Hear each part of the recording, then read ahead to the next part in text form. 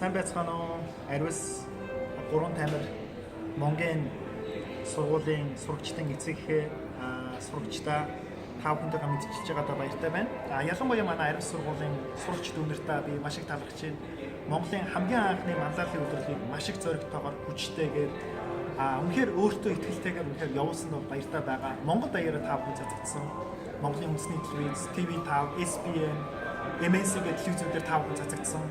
Үндэсний шуудан сонин дээр гарсан та бүхэн мөн одоо Icon Монгол.com маш олон одоо вебсайтуудаар та бүхний тэр гайхалтай үйл ажиллагаа сурталчлагдсан байж байгаа.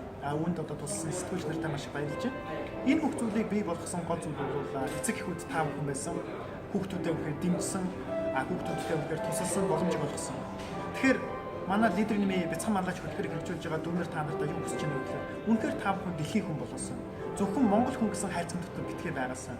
Үнэхээр дэлхийн хүн болох төлөвлөгөөг 10 жилээр нь 15 жилээр нь гаргаж чадсан нөхцөл та бүхэн 10 жилээ төгсөөд их сургуулаа төгсөөд үнэхээр дэлхийн хэмжээнээс ажлын байр хайж, дэлхийн хэмжээнд ажиллаж өнөөдөр Ritz Carlton гэх мэтчлэн энэ том зочид буудлуудад ажиллах, өргөдөх эсвэл энэ том зочид буудлууд та бүхэн арга хэмжээнд удирдах бас магадгүй багшилж явах боломж байна гэж харж байгаа.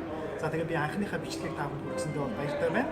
Дараагийн өдрүүдэд үнэхээр бяцхан манлайч хөтөлбөрөөр дэмжихийн тулд бяцхан манлайч хөтөлбөрөөр Монгол улстай илүү утга төгөлдөр, илүү төгс төгөлдөр явуулахын тулд суралцж байгааг маань ойлгож хүлээж авна уу? Тэгээд анхныхаа бичлэгийг та бүхэнд дэвшүүлсэндээ баяртай байна. Ritz Carlton-оос Franklin Covey Монгол компани гүйцэтгэх цагаараа сайн баяр мэдчилээ. Баярлалаа та бүхэнд.